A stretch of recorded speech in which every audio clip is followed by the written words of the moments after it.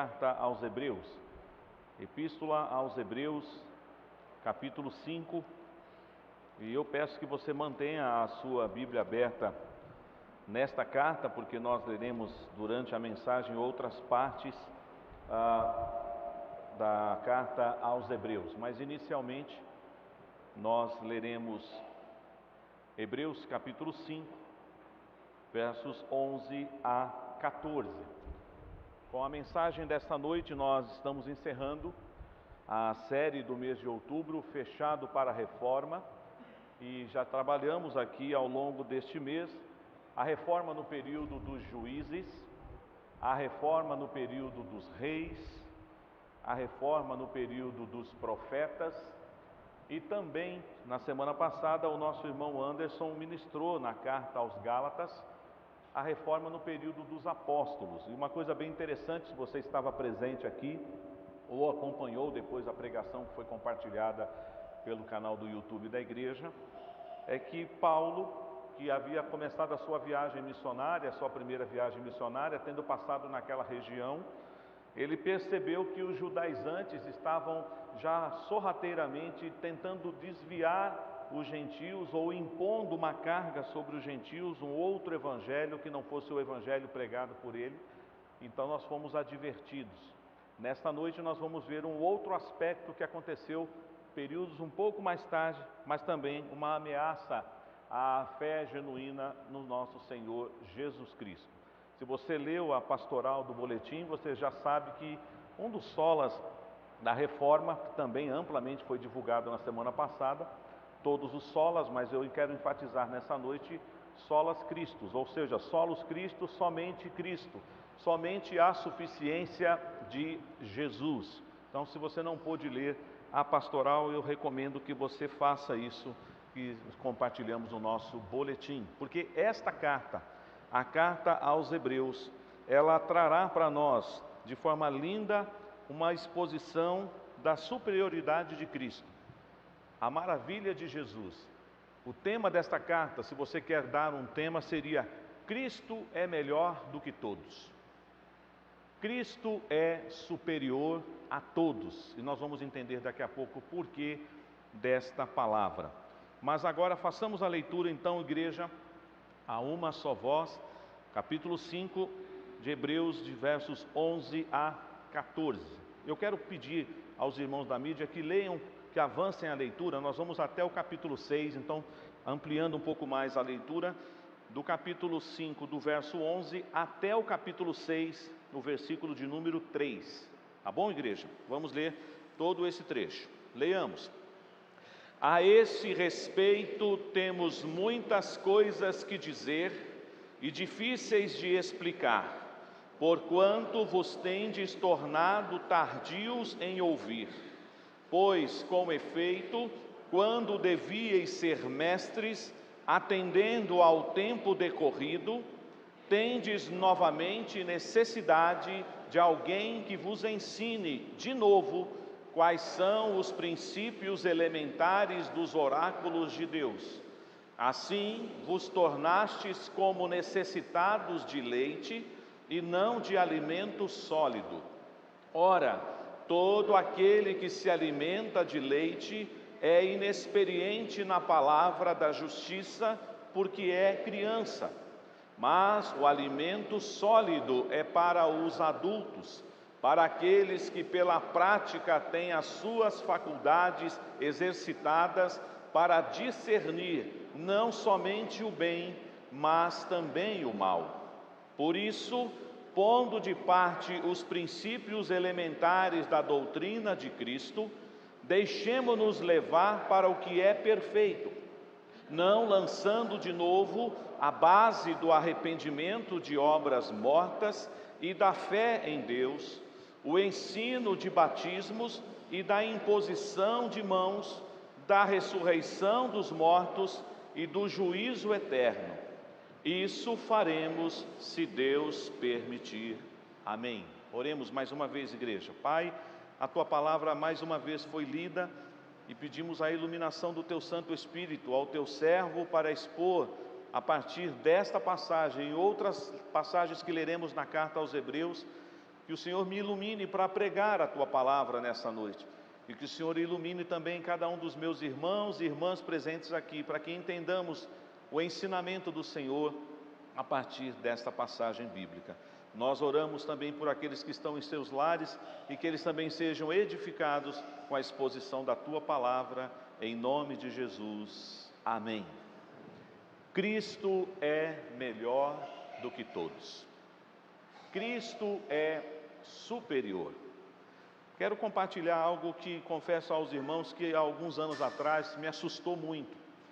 Precisamente há 3 anos atrás, eu precisei, juntamente com os outros pastores da equipe pastoral a qual eu fazia parte, lidar com um assunto bem delicado. Algumas pessoas da igreja deram as costas para a igreja e voltaram para o romanismo. Esse é um fenômeno que está acontecendo de forma silenciosa em muitas igrejas. Não se fala muito disso. Nós temos visto falar de pessoas que têm migrado de outras igrejas em busca de uma teologia reformada e calvinista. Mas você pode conseguir imaginar alguém que estava com você, congregando na igreja, cantando os hinos com você, cânticos, estudando a palavra de Deus na escola dominical, assistindo aos cultos, e de repente você descobre que ela para de frequentar a igreja porque ela voltou a frequentar a Igreja Católica Apostólica Romana. Não sei se você tem conhecimento disso, mas eu tive, juntamente com os outros pastores, que lidar com esse assunto. Se você fizer uma pesquisa na internet, você ficará assustado com esse fenômeno que está acontecendo silenciosamente. Aí você diz, mas o que isso tem a ver com a mensagem de hoje à noite? Sabe por que a carta aos Hebreus foi escrita, irmãos? Porque os judeus, que aqui são chamados de hebreus, eles estavam querendo voltar para o judaísmo e deixar de servir a Cristo através do ensino do Evangelho. Agora a ênfase não será como o Anderson fez semana passada, mostrando as ameaças dos judaizantes, mas os próprios judeus, ameaçados e perseguidos, começaram a dizer, bom, se o judaísmo ainda é uma religião respeitada inclusive pelo império, não seria melhor voltar para o judaísmo e deixar o cristianismo de lado? Não seria melhor retornar às práticas do judaísmo e não seguir mais os ensinamentos? Portanto, a carta aos Hebreus, ela é um alerta para aquele povo, para os judeus daquela época. Nós não temos como precisar onde esse grupo estava, porque a palavra de Deus não nos dá essa informação, mas precisamente 35 anos a 40 anos após a morte, ressurreição e ascensão de Jesus, eles receberam essa advertência. Se os irmãos conhecem as Escrituras, sabem que muitos judeus se converteram a Cristo. Muitos judeus foram convertidos, melhor dizendo, a Cristo. Então nós vemos em Jerusalém que houve muitas pessoas que deixaram o judaísmo, mas aquele período ainda era um período de transição. Ainda muitos tinham dificuldades para entender que não precisavam mais observar todos aqueles rituais do Antigo Testamento, porque todos aqueles rituais eram sombras do que haveria de vir, e todos aqueles rituais se cumprem em Jesus. Se você quer, por exemplo, entender à luz do Novo Testamento, o Antigo Testamento, você não pode deixar de ler a carta aos Hebreus. Hebreus é a carta que faz você entender um pouco todos aqueles rituais, todos aqueles cerimoniais que foram importantes no Antigo Testamento, mas que agora em Cristo eles já se completaram. Não há mais necessidade, nós temos os princípios, mas os judeus estão pensando em voltar àquelas práticas. Por isso que essa carta exaltará praticamente do capítulo 1 até o capítulo 13, Jesus, Cristo. Ele é maior do que os profetas, Ele é maior do que os anjos, Ele é maior do que Moisés, Ele é maior do que Arão e do que os sacerdotes. Ou seja, o tema da carta aos Hebreus é: Cristo é melhor e superior a todos. Esta é uma palavra que você encontrará muitas vezes, ou vai encontrar a palavra o perfeito sumo sacerdote, superior aliança, melhor dos melhores, para exaltar a pessoa de Cristo. Então, Deus está usando o autor dessa carta, que possivelmente, para muitos é o apóstolo Paulo, mas nós não temos essa informação contundente. Você gosta talvez de fazer estudos, vale a pena pesquisar. Há muita semelhança nos escritos dessa carta com os escritos paulinos.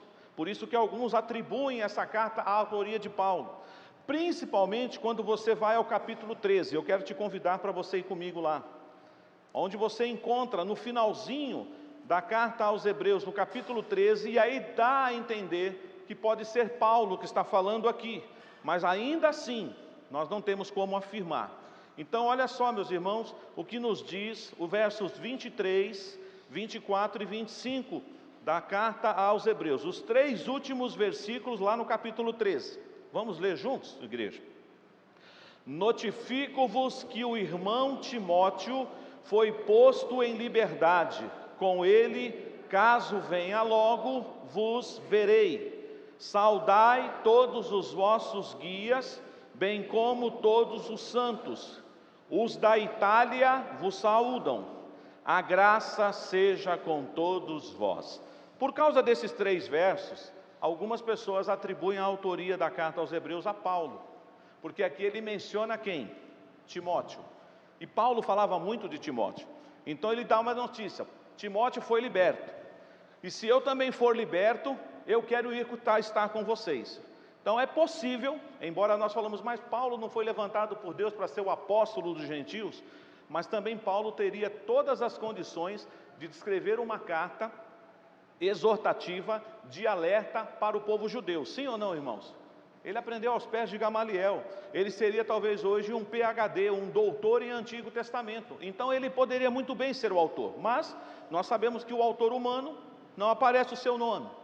E olha que coisa interessante. Ele fala aqui que todos os santos o saúdam. Inclusive quem? Os que estão na Itália. Provavelmente você sabe que isso aqui já é mais ou menos no final da vida do apóstolo Paulo. Onde é que Paulo estava? Na Itália, em Roma. E a última frase, o último versículo é uma saudação paulina. Paulo usa muito essa saudação: a graça seja com todos vós. Aí você diz, poxa, mas com todas essas provas, sobretudo nesses 3 versos, por que não coloca logo então, lá na abertura da carta de Paulo aos Hebreus?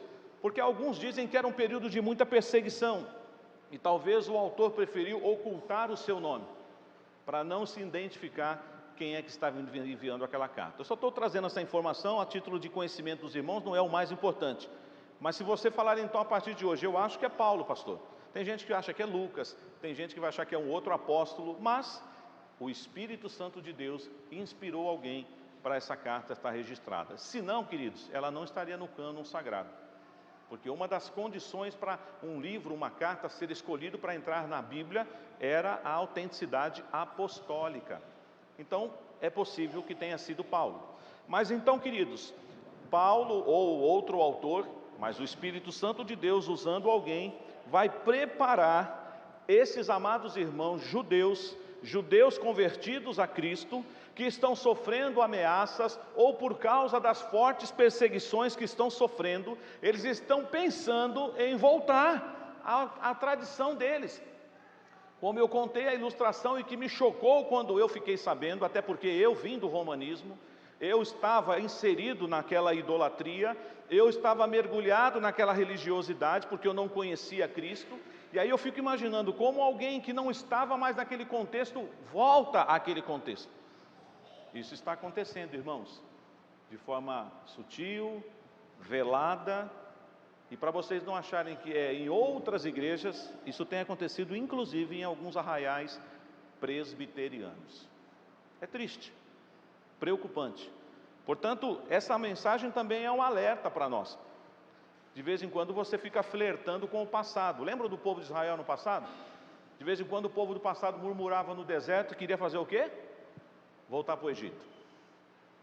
É aquela máxima que você já deve ter escutado: o povo saiu do Egito, mas o Egito não saiu do povo. Às vezes você só trocou de lugar, mas ainda você traz muita coisa da sua antiga religiosidade. Isso é muito perigoso. Então, Paulo ou outro autor, e agora talvez eu repita isso várias vezes, ele está nos exortando a respeito disso. Eu já mostrei, mas eu quero provar aqui lendo a palavra de Deus com vocês. Voltem comigo aí, por favor, antes de trabalharmos o capítulo 5, no capítulo 1 da carta aos Hebreus, por favor. Logo no primeiro verso, nós já temos uma informação aí extremamente importante para nós. O que diz o primeiro verso? Havendo Deus outrora falado. Logo de início a gente já tem uma boa notícia para te dar. Deus fala com o seu povo. E Deus fez isso no passado de muitas maneiras, mas de uma maneira exclusiva. Deus falava no passado por intermédio de quem? Dos profetas. Mas agora vem o texto e diz assim: nesses últimos dias nos falou pelo Filho. Logo então eu já posso afirmar que Cristo, Ele é superior a todos os profetas do Antigo Testamento. Ele é o profeta por excelência. Aliás, os ofícios que nós encontramos no Antigo Testamento, profetas, sacerdotes e reis, todos eles vão se cumprir na pessoa de Jesus. Jesus então é melhor. Se você sair daqui hoje não lembrando de todos os pontos da mensagem, você precisa repetir ao longo dessa semana. Eu aprendi na mensagem de domingo à noite, na carta aos Hebreus, que Cristo é maior e superior aos profetas. Mas o texto diz também que Ele é maior e superior aos seres angelicais. Olha o versículo 4, aí no capítulo 1. Tendo se tornado tão superior aos anjos, quanto herdou mais excelente nome do que eles. Cristo é superior aos profetas, Cristo é superior aos anjos, Cristo é superior a Moisés. Agora presta atenção, você que já leu essa carta, mas eu recomendo que faça essa leitura novamente. Você vai observar que o autor da carta aos Hebreus, ele vai trabalhar apenas exemplos do Antigo Testamento, do contexto dos judeus. Tudo aquilo que eles guardavam, tudo aquilo que eles observavam, e a ideia é mostrar que tudo aquilo apontava para Jesus, e que Jesus já veio, e que o Messias já está aqui, e que agora então eles não precisam mais observar aquelas coisas, mas eles devem olhar para Cristo. Olha só, Moisés foi importante na história de Israel, o que vocês acham? Há quem diga que se nós soubéssemos onde era o sepulcro de Moisés, talvez seria um dos lugares mais visitados do mundo, principalmente pelos judeus. Mas aprove ao Senhor ocultar onde é que Moisés está sepultado. Porque para o pessoal da antiga aliança, Moisés é o representante da lei, assim como Elias é o representante dos profetas. Olha o que está escrito aí no capítulo 3 de Hebreus, versículo 3. Vamos ler todos juntos? Hebreus 3:3. Jesus, todavia, tem sido considerado digno de tanto maior glória do que Moisés. Cristo então é superior aos profetas, Cristo é superior aos anjos, Cristo é superior a Moisés. E esta carta vai mostrar ainda que Ele é superior também aos sacerdotes. Então, irmãos, isso é muito importante. Vejam comigo o que está escrito no capítulo 7 de Hebreus. Vamos lá? Versículo 23. Hebreus 7, 23. Vamos ler juntos também. E o 24 também. Ora, aqueles são feitos sacerdotes em maior número, porque são impedidos pela morte de continuar.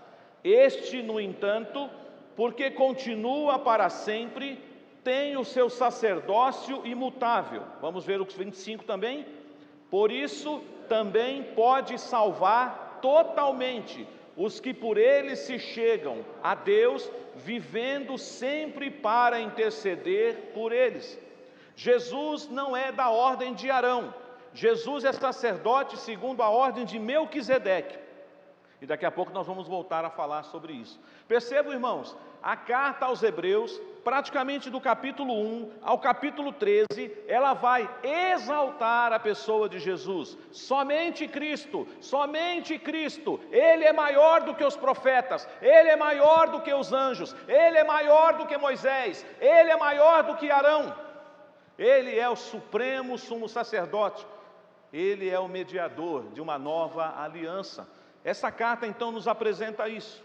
Aí você chega no capítulo 5, o trecho que nós lemos, e eu só li do 11 até o versículo 3 do capítulo 6, mas o que vem antes pode explicar para nós o que está acontecendo. Agora eu peço que vocês não leiam comigo, mas acompanhem a leitura que eu farei do capítulo 5, do versículo 1 ao versículo 10.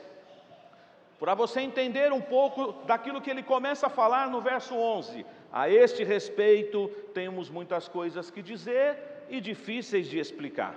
Agora, praticamente até o capítulo 10, ele vai trabalhar muito o aspecto sacerdotal de Jesus, o sacerdócio de Jesus, comparando muitas vezes com o sacerdócio levítico e araônico.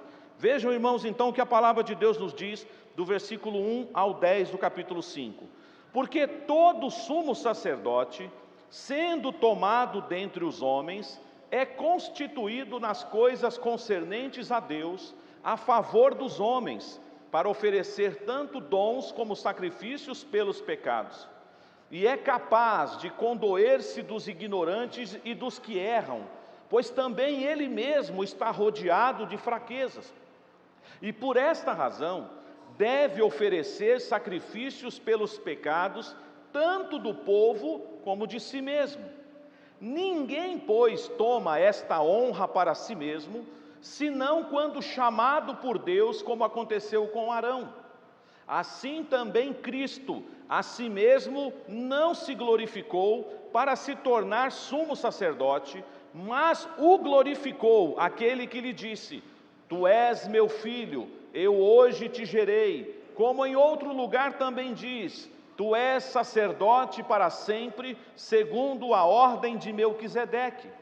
Ele, Jesus, nos dias da sua carne, tendo oferecido com forte clamor e lágrimas, orações e súplicas, a quem o podia livrar da morte, e tendo sido ouvido por causa da sua piedade, embora sendo filho, aprendeu a obediência pelas coisas que sofreu, e tendo sido aperfeiçoado, tornou-se o autor da salvação eterna para todos os que lhe obedecem, tendo sido nomeado por Deus sumo sacerdote, segundo a ordem de Melquisedeque.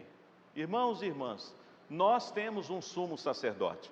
É interessante que numa outra passagem que eu já li, e nesta, nós entendemos que por que era necessário trocar de vez em quando o sacerdote? Aliás, tinha um motivo: o sacerdote morria, alguém tinha que ocupar o seu lugar. Mas outra coisa que o sacerdote precisava fazer, além dele representar o povo diante de Deus e oferecer sacrifícios pelos pecados do povo, o que o sacerdote precisava fazer? Ele tinha que apresentar também sacrifícios pelos seus próprios pecados, porque ele também trazia suas fraquezas. Pois agora, o que é que nós estamos vendo aqui nessa carta, nessa noite? Um sumo sacerdote que é perfeito. Um sumo sacerdote que não é da ordem de Arão. Um sumo sacerdote que o seu ministério não é temporal, é eterno. Um sumo sacerdote que não precisa penetrar todos os dias no Santo dos Santos, porque ele já fez isso de uma vez por todas. Lembra do que nós já lemos há pouco e até cantamos nessa noite? O que está escrito em Hebreus capítulo 10, a partir do verso 19? Tendo, pois, irmãos, intrepidez para entrar no Santo dos Santos pelo novo e vivo caminho que Ele conquistou para nós através do seu sangue. Você conhece essa história, mas de vez em quando nós precisamos lembrar. Quando o Senhor Jesus estava lá na cruz, muitas coisas aconteceram naquele momento, da hora sexta até a hora nona. Ficou de noite, as trevas tomaram conta, terremotos, palavras de Jesus na cruz, mas o sacerdote que estava de plantão lá no templo de Jerusalém, ele presenciou algo que saltou aos seus olhos. Enquanto Jesus está na cruz, bradando, tetelestai, está pago, está consumado, o véu do templo se rasgou de alto a baixo. E não pensem vocês que era uma mera cortininha como das nossas casas, era uma cortina grossa, de muitas camadas, e ela se rasga de cima para baixo. E aquilo estava significando o que para aqueles que estavam vendo essa história? Não precisamos mais de um homem que entre no Santo dos Santos para nos representar. Fomos agora levados pelo sumo sacerdote Jesus e temos livre acesso na presença de Deus. Irmãos, existem outras pessoas por aí que são colocadas como mediadores entre Deus e os homens, mas a palavra de Deus diz lá em 1 Timóteo capítulo 2, há um só mediador entre Deus e os homens, Cristo Jesus, homem. Portanto, esta carta, esse alerta para os judeus que estavam flertando com a sua antiga religião, querendo voltar para o judaísmo, é um alerta para nós também. Quem é o seu sumo sacerdote? Jesus, o autor da nossa salvação. E o seu ministério não é segundo a ordem de Arão. Eu sei que isso é um grande mistério para nós. Aliás, talvez alguns possam usar o versículo 11 toda vez que não souber explicar alguma coisa da Bíblia, né? Mas não vou fazer isso nessa noite não. Mas olha só o que o escritor aos Hebreus está dizendo aqui. A esse respeito, temos muitas coisas que dizer e difíceis de explicar. Querem ver uma coisa que é difícil de explicar? Quem foi Melquisedeque? E aí? Alguém aqui tem alguma pista? Quem foi Melquisedeque?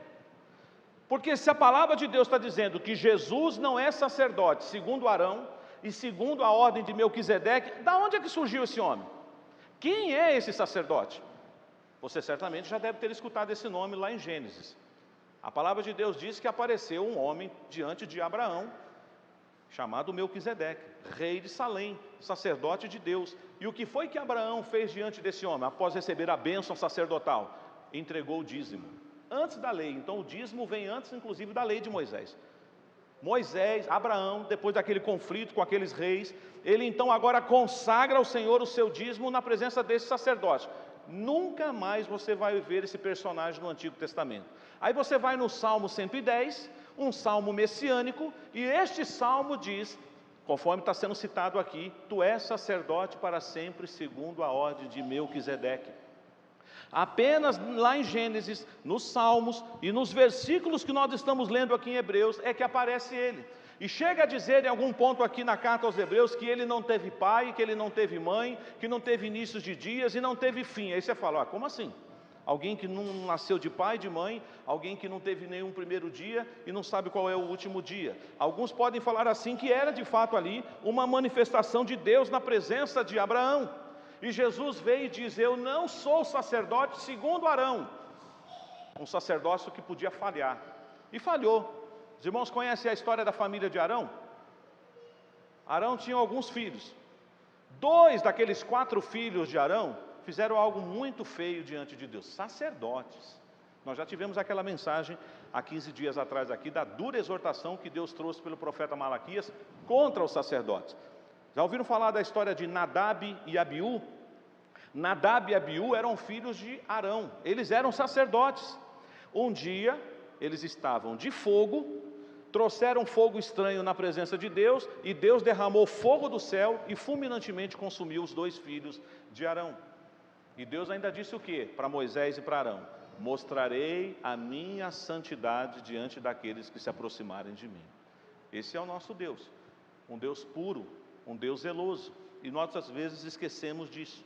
Portanto, irmãos, quando o autor aos Hebreus está falando de coisas difíceis, ele está agora voltando para uma questão interessante. Ele fala assim: vocês já deveriam ser mestres, pelo tempo decorrido, pelo tempo que vocês já conhecem o Evangelho, pelo tempo, vou usar aqui uma expressão dos nossos dias, mas só para você entender, pelo tempo de igreja que você tem, você já deveria ter capacidade de ensinar a palavra de Deus para alguém. Mas aí ele vai e diz assim: mas eu percebo que vocês estão precisando que alguém vos ensine de novo o ABC da vida com Jesus.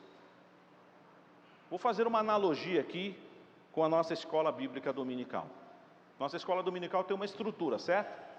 Departamento infantil, e dentro do departamento infantil nós temos várias faixas etárias. Depois nós temos os adolescentes. Depois nós temos os jovens, até chegarmos na classe adulta, que é a classe Sofia. Imaginemos que você está na casa de Deus, servindo a Ele há tanto tempo, mas você ainda não cresceu espiritualmente. E aí você vai ter que se matricular no departamento infantil da escola dominical. Adulto, você vai ter que ir lá e aprender com as professoras as historinhas de Jesus, o que é que Jesus fez, por que Ele fez, porque você ainda não tem condição de discernir coisas mais excelentes. É isso que, na verdade, o autor aos Hebreus está falando para aqueles destinatários. Ele está dizendo: vocês pelo tempo que já estão na minha presença, por tudo que vocês já aprenderam, por tudo que já foi ensinado a vocês, vocês deveriam ser mestres, vocês deveriam ensinar, mas vocês novamente estão precisando ser ensinados. Claro que nós sempre seremos aprendizes, sempre seremos alunos, mas você conhece pessoas que não saem do raso? Por exemplo, eu não sei nadar. Então, por eu não saber nadar, aonde é que eu fico? Na piscina, no rio, na praia? Só no raso. Eu não me atrevo a ir para o mar, para o mais profundo, porque eu não sei nadar. Agora, o problema é quando espiritualmente algumas pessoas se contentam com o raso, com o superficial. Ela não avança, ela não aprende a ter experiências novas com o Senhor, e ela fica sempre com aqueles conceitos mais básicos. E é por isso que ele fala para nós aqui de uma forma até interessante. Na versão NVT, que é uma outra versão que nós temos hoje, ele vai falar aqui não só de princípios elementares, mas ele fala das coisas básicas da doutrina de Cristo. Então ele está falando aqui que esse povo precisava aprender novamente os princípios elementares dos oráculos de Deus. O que significa isso? É como se falasse assim: vamos ter que discipular você de novo, explicar para você o que aconteceu lá na cruz, por que Cristo morreu na cruz, o que significou o ministério de Jesus, o que é a ressurreição, o que é arrependimento, o que é confissão de pecados. Aí você diz: não, pastor, eu já fiz a classe de catecúmenos, eu já estudei na classe Sofia, doutrinas dessa natureza, eu já passei por esses temas. A questão não é ter passado por esses temas, a questão é que às vezes nós paramos aí, e não avançamos, não progredimos. Então nessa noite, essa palavra, ela é um alerta para nós também. Talvez você diga: mas eu não estou, pastor, como esses aqui, flertando voltar para a minha antiga religião, eu não quero fazer isso jamais, eu sei de onde eu saí, eu sei o que eu deixei para trás, eu sei que Cristo me tirou da idolatria, que Cristo me tirou do engano, que Cristo me tirou daquela heresia, eu sei onde eu estou. Mas se você não vigiar e não orar, se você não investir na sua vida em crescimento espiritual, você pode sucumbir, sim. Então às vezes a gente fica muito saudosista. Conhece pessoas assim: ah, pastor, eu já fui uma bênção nessa igreja. Ah, pastor, eu lia tanto a Bíblia. Pastor, como eu era mais aplicado na escola dominical. Na época da velha revista da escola dominical, eu estudava aquelas leituras diárias que tinham na revista, lembram? Segunda, terça, quarta, quinta, sexta, sábado, domingo. Eu estudava a revista. Quando o professor já fazia as perguntas, eu já estava na ponta da língua, sabendo todas as... É assim ainda hoje? Tudo bem que você vai dizer: hoje não tem a revista, mas você está tendo estudo aqui na classe Sofia, que é o estudo da carta do livro de Eclesiastes. Você tem lido esse livro, ou só vai ler no dia que os dois professores pedirem para ler na classe? Não, eu vou ler, eu vou mergulhar, eu quero entender o que é essa mensagem, porque quando eu chegar lá, eu até vou poder participar de forma mais efetiva quando o professor me der oportunidade, porque eu estou mergulhado neste livro. Então, este povo estava precisando novamente aprender coisas elementares, básicas, as coisas que eram iniciais ali na vida deles. E aí por isso que ele vai fazer essa comparação a partir aí do final do verso 12. Assim vos tornastes como necessitados de leite e não de alimento sólido. Por isso que eu fiz a analogia do departamento infantil. Eu sei que todas as mamães aqui não fizeram isso. Ninguém aqui no dia que saiu da maternidade deu uma feijoada para o seu bebezinho, nem que for o caldinho. Fala: não, pastor, eu bati tudo no liquidificador, fiz um caldinho, coloquei na mamadeira e tchum. Se você fizer isso, o que vai acontecer com o seu bebê recém-nascido? Bom, se ele não morrer, você pode correr com ele para o hospital, porque o organismo dele não está preparado. Há quem diga que a criança só precisa do leite materno, né? Isso eu sei que isso daí gera um problema entre mãe e vó, né? Ah, não, dá seu chazinho, não sei do que, não sei o que. Aí alguém vai e diz: o leite materno tem tudo que a criança precisa. Pelo menos foi isso que eu aprendi com a minha esposa e que nós praticamos. Mas vinha a gente falar assim: ah, dá aquele chazinho tal, esse chazinho é bom, não sei, o leite tem tudo, inclusive a água que a criança precisa. Mas uma criança consegue ficar a vida inteira só no leite? Imagine, eu não dei trabalho para minha mãe. Com 4 meses eu larguei o peito, não tomava leite, e até hoje não tomo. Mas pensa alguém aqui que fala: não, pastor, sou um bezerrinho, gosto de leite. Eu sei que isso também é polêmico. Tem alguns médicos que dizem que o adulto não precisa tomar leite, que leite é coisa para criança. Não vou entrar nessa área, não sou médico, não vou criar polêmica. Se você gosta de tomar o seu leite, continue tomando. Mas a ideia do leite é para pessoas que são crianças. Leite é um alimento essencial para uma criança. Uma criança precisa disso. Aos poucos você vai adicionando coisas um pouquinho mais pastosas, até que um dia uma criança possa comer uma comida de adulto.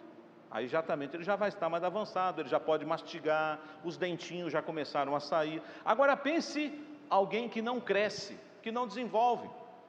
Certamente, eu não espero que isso aconteça com ninguém aqui, mas é um fato. Você nasce, você tem um bebê, e aí vai passando 1 mês, 2 meses, 4 meses, você começa a perceber que ele não fica firme, você percebe que ele não engatinha, que ele não consegue ficar com o pescocinho duro. Você fala, tem alguma coisa errada com meu filho. Você vai levá-lo ao médico, e o médico vai dizer, olha, temos que fazer alguns exames, porque ele não está desenvolvendo como deveria desenvolver. Não é uma festa quando a criança dá os primeiros passos na casa? Hoje, com a tecnologia, os pais filmam, põem na internet, no Instagram, a mãe de um lado, o pai do outro, e vem, corre, o papai está esperando, e a criança vai titubeando, até que a hora que depois que ela aprende a correr, aí você não se segura, porque daí você não fica mais, não tem mais controle. Aí você fala, não era melhor que ela não continuasse sem andar, porque daí pelo menos estava no meu controle, aí você colocava onde queria. Mas não, a criança está se desenvolvendo. Assim é espiritualmente. É a pergunta que você pode responder, eu não posso responder por você. Espiritualmente falando, você ainda é uma criança? E eu não estou falando, obviamente, dos novos convertidos. Os novos convertidos ainda estão no berçário da igreja. São bebês ainda. Agora, o problema é quando alguém que já está na igreja há muito tempo continua no berçário. Não cresce. É o Salmo 23 e olhe lá. Se apertar um pouquinho mais, não conhece a Bíblia. Nós precisamos avançar, igreja. Nós precisamos dar razão da nossa fé. E aí ele mesmo fala, olha, todo aquele que se alimenta de leite é inexperiente na palavra, é o verso 13. Porque ele é criança, verso 14, mas o alimento sólido é para os adultos, e ele está fazendo analogia agora com coisas espirituais, para aqueles que pela prática têm as suas faculdades exercitadas para discernir, não somente o bem, mas também o mal. Ou seja, qual é o alerta que Deus está dando para os judeus daquela época, chamado aqui nessa carta de Hebreus? Vocês precisam progredir, vocês precisam galgar mais degraus na vida cristã, vocês precisam desenvolver a salvação de vocês, como Paulo, escrevendo aos Filipenses, diz, desenvolvei a vossa salvação com temor e tremor. Você não pode se contentar, falar assim, tá bom pastor, eu cheguei nesse estágio da minha vida espiritual, tá bom, tem gente que está atrás ainda do meu estágio, tem gente que nem atingiu a minha estatura. Não, queridos, Paulo escrevendo aos Tessalonicenses, lembram da mensagem daquela carta? Era uma igreja exemplar, não era? A igreja de Tessalônica se tornou exemplo e modelo para toda a Macedônia e a Acaia. Aí você diria, então aquela igreja não tem nada a ser acrescentada. Mas o apóstolo Paulo, escrevendo aos Tessalonicenses, ele diz, porém eu peço que vocês continuem progredindo cada vez mais. Nós não devemos nos contentar com o que nós já alcançamos, nós devemos avançar. E aí eu entro no capítulo 6, e ele diz então, por isso, pondo de parte os princípios elementares da doutrina de Cristo. Aí você diz, como assim pondo de parte? Ele está partindo do seguinte princípio, vocês já conhecem os princípios mais básicos do discipulado, então deixa isso de lado, e vamos experimentar coisas novas, alimentos mais sólidos, vamos estudar outros assuntos, não vamos ficar apenas com o raso. E aí ele vai alistar para nós algumas coisas que têm a ver com o básico, com as coisas elementares, que está aí, que seria arrependimento de obras mortas, fé em Deus, ensino de batismos, imposição de mãos, ressurreição dos mortos e juízo eterno. Aí talvez você diga, nossa pastor, mas esses temas são importantes, eu sei, mas eu quero partir do princípio que todos nós aqui já dominamos esses temas, sim ou não? Alguém ainda não entendeu, exceto os novos convertidos, a doutrina do arrependimento? Que sem fé é impossível agradar a Deus? A questão do batismo, tanto o batismo visível como o batismo invisível, que você é selado com o Espírito Santo de Deus, é o batismo interno, mas que você evidencia esse batismo invisível interno através de um batismo de um sacramento externo. Que você não tem dúvidas da obra vicária de Cristo, que você crê que o Senhor Jesus, Ele padeceu na cruz, mas no terceiro dia, Ele ressuscitou dentre os mortos, e está à destra de Deus Pai, e um dia Ele vai voltar para julgar os vivos e os mortos, aí teremos no tribunal de Cristo. Essas coisas são básicas e elementares na fé cristã, e Ele diz, nós temos coisas novas para aprender. Nós já falamos isso aqui num outro momento, do versículo 4 do capítulo 6 até o final aí do versículo 8, ele trabalha um pouco a questão da apostasia, mas ele diz a partir do versículo 9, acompanhe comigo o que ele vai falar para aqueles irmãos e para nós essa noite. Quanto a vós outros, todavia, ó amados, estamos persuadidos das coisas que são melhores e pertencentes à salvação, ainda que falamos desta maneira, porque Deus não é injusto para ficar esquecido do vosso trabalho e do amor que evidenciastes para com o seu nome, pois servistes e ainda servis aos santos. Olha o que diz agora o verso 11. Desejamos, porém, continue cada um de vós mostrando até ao fim a mesma diligência para a plena certeza da esperança, para que não vos torneis indolentes, mas imitadores daqueles que pela fé e pela longanimidade herdam as promessas. Ou seja, nós precisamos, amada igreja do Jardim Verônia, avançar, progredir. Se você já conhece bastante da Bíblia, que bom, mas não se contente em falar, tá bom pastor, tem gente que não conhece nada da Bíblia, eu conheço muita coisa, mas Deus tem coisas novas para te ensinar. Não vamos nos contentar com o raso. Cuidado com o flerte, porque aí fora de vez em quando surgem uns ventos de doutrina. Por que muitas pessoas balançam quando surge uma novidade no mercado gospel, vamos assim dizer? Por que tem gente que fica assim, é interessante, né? Eu nunca tinha pensado. Então surgiu uma teologia nova aí, eu achei até bonitinha aquela teologia. Eu falei, como assim? Se você conhece a Bíblia, se você conhece profundamente o Evangelho, você consegue detectar a distância. Só que o problema, conforme o pastor Ronaldo Lidório diz, é que muitas vezes nós somos defensores da fé, e devemos, mas nós devemos também guardar a fé. Então nós não podemos separar essas coisas. Eu guardo a fé e eu defendo a fé através da proclamação do Evangelho. Então, irmãos, o que Deus nessa noite quer nos ensinar, encerrando essa série da reforma, é que a carta aos Hebreus é um alerta, não foi um alerta para aquele povo e é um alerta para nós, de que não existe nada, nenhum ritual, nenhum cerimonial maior e melhor e mais superior do que Jesus Cristo. Querem ver, como eu já disse, quando ele vai no capítulo 11 e fala dos heróis da fé, todos os heróis da fé do capítulo 11 são personagens da onde? Do Antigo Testamento. Imagina os judeus escutando aquela galeria, eles falam, opa, estou gostando dessa história. Percebem? A galeria dos heróis da fé começou lá com Noé, e não, melhor, começou com Abel, e depois foi por Noé. Vai chegar uma hora que ele fala assim, olha, não tem mais espaço para falar de Davi, de Jefité, de Sansão, de Gideão, de tantos homens. Aí você pensa assim, nossa, esses são os nossos verdadeiros heróis, os homens da galeria da fé, os homens do Antigo Testamento, que não viram a completude da promessa, mas acenaram de longe. Mas aí você tem o capítulo 12, portanto, tendo grande nuvem de testemunhas a rodear-nos, desembaraçando de todo o peso do pecado que tenazmente nos assedia, olhamos firmemente para quem? Para o maior dos maiores, para o melhor dos melhores, para aquele que está acima de todo nome, Jesus. Cristo é superior, Cristo é melhor, maior do que os profetas, maior do que os anjos, maior do que Moisés, maior do que o sacerdócio levítico, porque Ele é o nosso sumo sacerdote para sempre. Ele está agora nesse exato momento, e eu estou lendo um livro que o autor trabalha muito isso, a intercessão de Jesus. Vocês acham que Jesus está sentadinho agora, parado, sem fazer nada?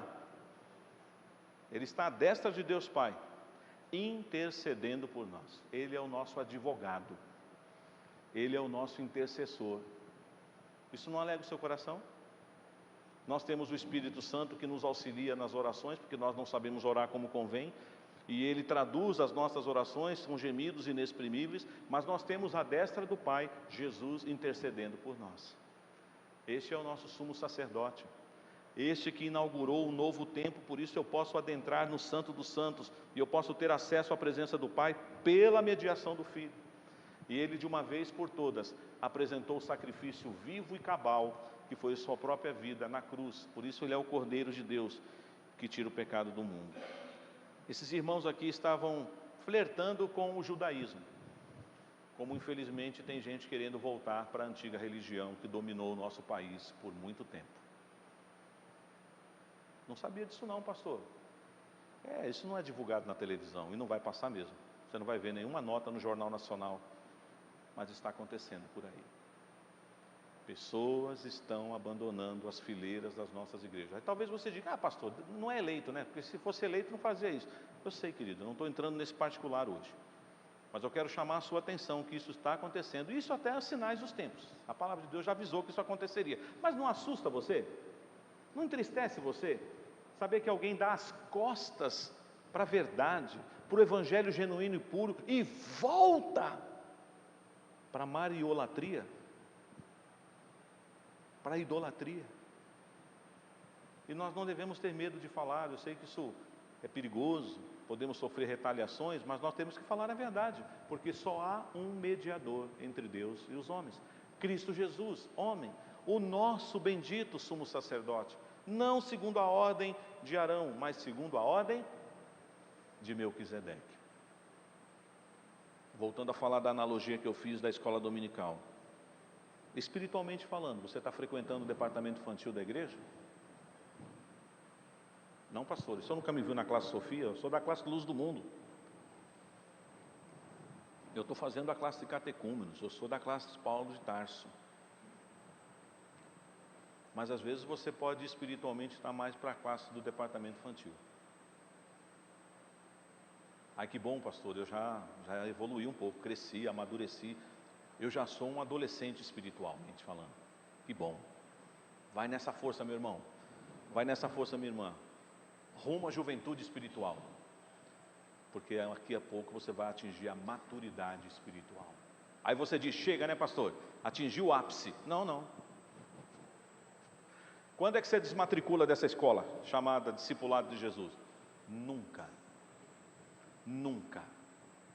Eu sou aluno dessa escola, mesmo sendo pastor, e sempre serei aluno de Jesus.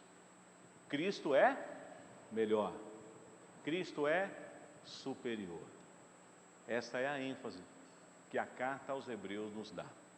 Você precisa ler essa carta de novo, com esse olhar, com essa perspicácia, se eu posso assim dizer, e você vai ficar fascinado quantas vezes na carta aos Hebreus o autor dessa carta faz analogias do Antigo Testamento, faz citações do Antigo Testamento, utiliza histórias do Antigo Testamento, e aí ele vai e apresenta Jesus como superior e melhor a todas essas coisas. Este é o evangelho que nós temos que pregar. Tem muita coisa sendo chamada de evangelho por aí, que não é o genuíno evangelho. Qual é o cerne, a essência do verdadeiro evangelho? E eu quero terminar lendo com vocês o que está lá na primeira carta de Paulo aos Coríntios, no capítulo 15.